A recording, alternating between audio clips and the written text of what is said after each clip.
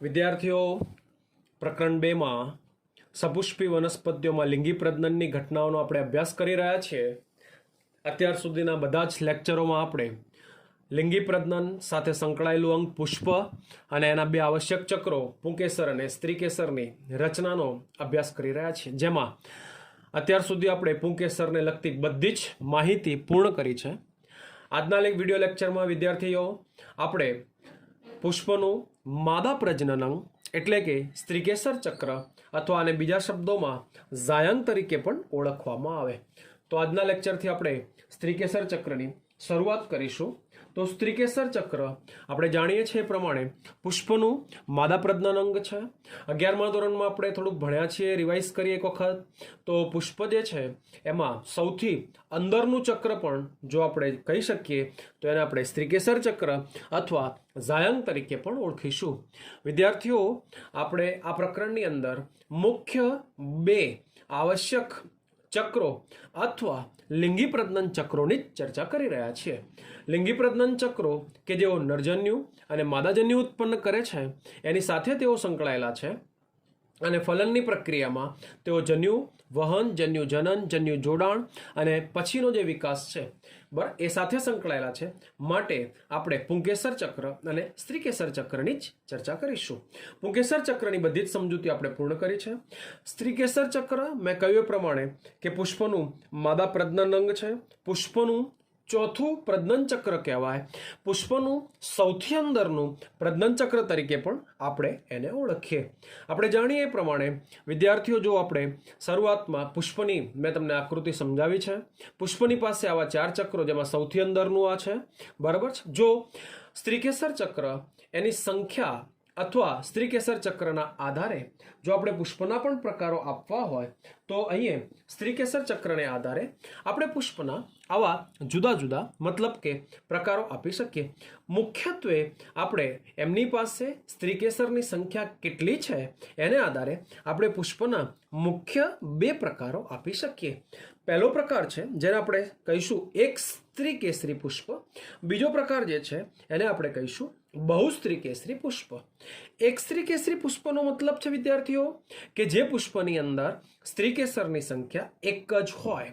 એક જ સ્ત્રીકેસર જે પુષ્પમાં આવેલું હોય એ પુષ્પને આપણે એક સ્ત્રીકેસરી પુષ્પ તરીકે ઓળખીશું. વિદ્યાર્થીઓ થોડુંક યાદ કરીએ. આપણે 11મા ધોરણમાં ફેબેસી કુળ અથવા લેગ્યુમિનેસી કુળ જે છે જેની રચના આપણે ભણ્યા છીએ અને એમાં આપણે બંને જે ચક્રો છે પુંકેસર અને સ્ત્રીકેસરની આકૃતિ અને એના ચક્રોની પણ સમજૂતી આપણે આપી છે. પુંકેસર તો 9+1 એટલે દ્વિગુચ્છી પુંકેસર હોય પુંકેસર, જ્યારે સ્ત્રીકેસર કે જેની સંખ્યા એક જ છે એટલે મોટાભાગની જે કઠોળ વર્ગની વનસ્પતિઓ છે, લેગ્યુમિનેસી કુળની જે વનસ્પતિઓ છે, ફેબેસી કુળની જે વનસ્પતિઓ છે એમની અંદર એક જ સ્ત્રીકેસર આવેલું હોય. ટૂંકમાં જે પુષ્પમાં એક જ સ્ત્રીકેસર આવેલું હોય એવા પુષ્પને એક સ્ત્રીકેસરી પુષ્પ તરીકે ઓળખવામાં આવે. ઉદાહરણ તરીકે આપણે વટાણાના પુષ્પને લખી શકીએ. જ્યારે જે પુષ્પોની અંદર સ્ત્રીકેસરોની સંખ્યા એક કરતા વધારે હોય તો આવા સ્ત્રીકેસરોને હવે આપણે બહુસ્ત્રીકેસરી પુષ્પ તરીકે ઓળખીશું. પણ 11મા ધોરણમાં આપણે એ પણ ભણ્યા છે કે બહુસ્ત્રીકેસરી પુષ્પની અંદર જો સ્ત્રીકેસરોની સંખ્યા ઘણી બધી છે પણ બધા જ સ્ત્રીકેસરો જોડાયેલા છે કે પછી મુક્ત છે, તો અહીંયા સ્ત્રીકેસરો યુક્ત છે કે મુક્ત છે એને આધારે ફરી પાછા આપણે એના આવા 2 પ્રકાર આપીએ. એક મુક્ત સ્ત્રીકેસરી અને બીજો પ્રકાર જે છે એને આપણે યુક્ત સ્ત્રીકેસરી તરીકે ઓળખીએ. તો વિદ્યાર્થીઓ ફરી એક વખત એક પ્રકાર શું નામ આપ્યું આપણે તો એને મુક્ત સ્ત્રીકેસરી તરીકે ઓળખીએ અને બીજો પ્રકાર જે છે એને આપણે બરાબર શું કહીશું તો એને યુક્ત સ્ત્રીકેસરી તરીકે આપણે એને ઓળખીશું. તો અહીંયા આપણે મુખ્ય આવા 2 પ્રકારો એના માટે આપ્યા. મુક્ત સ્ત્રીકેસરી પુષ્પ એટલે શું વિદ્યાર્થીઓ? તો આપણે જાણીએ છીએ પ્રમાણે કે મુક્ત સ્ત્રીકેસરી પુષ્પ એટલે ઘણા બધા સ્ત્રીકેસરો છે. આપણે પ્રકાર ભણી રહ્યા છીએ બહુ સ્ત્રીકેસરી, મુક્ત બહુસ્ત્રીકેસરી સ્ત્રીકેસર. એનો મતલબ એવો છે કે ઘણા બધા સ્ત્રીકેસરો છે પણ બધા સ્ત્રીકેસરો એકબીજાથી મુક્ત છે, એકબીજાથી છૂટા છે. તો આવા સ્ત્રીકેસરોને આપણે મુક્ત બહુસ્ત્રીકેસરી સ્ત્રીકેસર તરીકે ઓળખીશું. વિદ્યાર્થીઓ, તમે ગુલાબ અને કમળનું જો પુષ્પ જોયું હોય તો તમને ખબર પડે કે જેની અંદર ઘણા બધા સ્ત્રીકેસર આવેલા હોય અને ઘણા બધા સ્ત્રીકેસર કે જેઓ બધા એકબીજાથી મુક્ત છે, એકબીજાથી છૂટા છે. તો આમ પહેલો પ્રકાર આપણે ભણ્યા મુક્ત બહુસ્ત્રીકેસરી સ્ત્રીકેસર. બીજો પ્રકાર જે છે એ બીજા પ્રકારની ખાસિયત એ છે કે આ પણ બહુસ્ત્રીકેસરી છે, પણ આમની પાસે આવેલા બધા જ સ્ત્રીકેસરો એકબીજા સાથે જોડાયેલા છે. બધા એકબીજા સાથે જોડાયેલા હોય એટલે આને આપણે યુક્ત બહુસ્ત્રીકેસરી સ્ત્રીકેસર તરીકે ઓળખીએ. વિદ્યાર્થીઓ, તમે તમારા ઘરની આસપાસ જાસૂદના પુષ્પનું પણ જો ધ્યાનથી અવલોકન કરશો તો પણ તમને ખ્યાલ આવશે કે જાસૂદની અંદર ઘણા બધા સ્ત્રીકેસર આવેલા હોય પણ બધા જ એકબીજા સાથે જોડાયેલા છે. મેં અહીંયા એક સરસ મજાની આકૃતિ દોરેલી છે, એ જાસૂદના પુષ્પની જ વિચ્છેદિત આકૃતિ છે. તમે જોશો તો સૌથી ઉપરની બાજુ 1 2 3 4 અને 5 સ્ત્રીકેસર છે. 5 સ્ત્રીકેસરો છે પણ પાંચે પાંચ એકબીજા સાથે જોડાયેલા છે એટલે એક જ પરાગવાહિની છે. તો તમે ઉદાહરણ લખી શકો છો ધતુરો અને જાસૂદ. વિદ્યાર્થીઓ, હાલ તમારા 12મા ધોરણમાં નથી પણ આપણે 11મા ધોરણમાં ભણીને આવ્યા છીએ કે સ્ત્રીકેસર કે જેની પાસે આવા 3 ભાગો છે, પરાગાસન, પરાગવાહિની અને અંડાશય અથવા તો બીજાશય. જો સ્ત્રીકેસર પુષ્પ બહુસ્ત્રીકેસરી હશે અને બધા જ સ્ત્રીકેસરો એકબીજાથી મુક્ત હશે તો એમની પાસે જેટલા પણ સ્ત્રીકેસર હશે એટલા જ પરાગાસન, પરાગવાહિની અને બીજાશય અથવા તો અંડાશય હશે. પણ જો પુષ્પ યુક્ત બહુસ્ત્રીકેસરી હશે તો આવા કિસ્સાની અંદર ઘણા બધા સ્ત્રીકેસર, ઘણા બધા પરાગાસન પણ બીજાશયની સંખ્યા હંમેશા એક જ હોય. તો વિદ્યાર્થીઓ, આ 11મા ધોરણમાં ભણીને આવ્યા છે અને નીટ માટે પણ યાદ રાખવું. બીજાશયની સંખ્યા હંમેશા કેટલી લખી મેં? તો બીજાશયની સંખ્યા હંમેશા એક જ હોય. તો વિદ્યાર્થીઓ, પહેલા આપણે સ્ત્રીકેસરની સંખ્યાને આધારે પુષ્પના મુખ્ય એમના પ્રકાર, 2 પ્રકાર આપ્યા. વિદ્યાર્થીઓ, હવે આપણને પણ ખબર છે કે જેમ પુંકેસરના આપણે જુદા જુદા ભાગોની ચર્ચા કરી છે એમ અહીં પણ આપણે સ્ત્રીકેસર જે છે એના આવા 3 ભાગોની ચર્ચા કરીશું. તો આપણે એવું કહી શકીએ કે સ્ત્રીકેસર મુખ્યત્વે આવા 3 ભાગોનું બનેલું છે. પહેલો ભાગ જેને આપણે પરાગાસન તરીકે ઓળખીએ, બીજો ભાગ જેને આપણે પરાગવાહિની તરીકે ઓળખીએ અને ત્રીજો ભાગ કે જેને આપણે અંડાશય અથવા તો બીજાશય તરીકે ઓળખીએ. તો વિદ્યાર્થીઓ, આકૃતિમાં જોશો સૌથી ઉપર મેં જે પેનનો પોઈન્ટ મૂક્યો છે એ પરાગાસન છે. નીચે નળી આકારની આખી રચના એને પરાગવાહિની કહીશું અને સૌથી નીચે બરફ ફૂલેલો ભાગ જે છે એને આપણે અંડાશય અથવા તો બીજાશય તરીકે ઓળખીએ. તો પહેલો ભાગ જે છે એને આપણે નામ આપ્યું પરાગાસન. તો એવું આપણે જરૂર કહી શકીએ કે પરાગાસન એ પરાગવાહિની જે છે એ પરાગવાહિનીના ટોચના ભાગે આવેલું હોય અથવા અગ્રભાગે આવેલું હોય અને આ જ ભાગ જે પુષ્પની અંદર સ્ત્રીકેસર માટે સૌથી અગત્યનો છે. અગત્યનો એટલા માટે છે કે તે પરાગરજ માટેનું ગ્રાહી સ્થાન છે, પરાગરજ માટેનું સ્થાપન સ્થાન છે.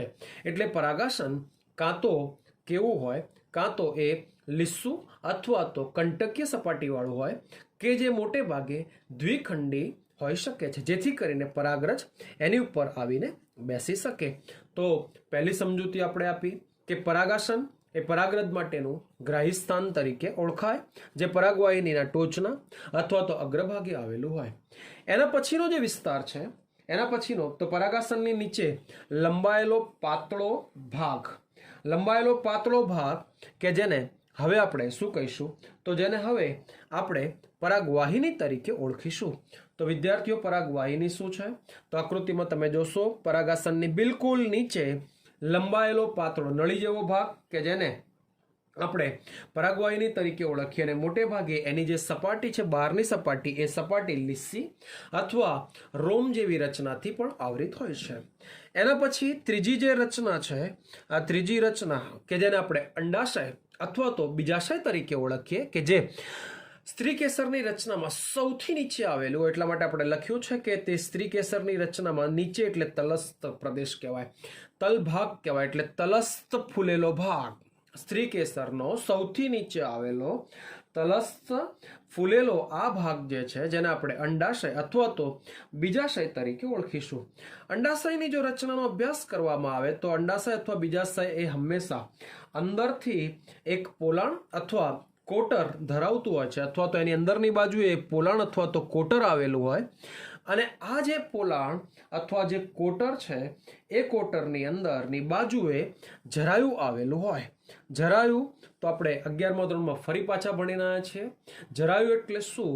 તો જરાયુની વ્યાખ્યા આપણને ખ્યાલ છે કે વનસ્પતિના પુષ્પની અંદર જે બીજાશય છે, બીજાશયની દિવાલની સાથે જોડાયેલી ચપટી પ્રવર્ધમય રચના કે જેને આપણે જરાયુ કહીએ, અને જરાયુની જે ગોઠવણી છે એને આધારે બીજ પણ ગોઠવાયેલા હોય, એટલે આપણે એક ટૂંકનોંધ ભણીને આવ્યા છે જરાયુ વિન્યાસ.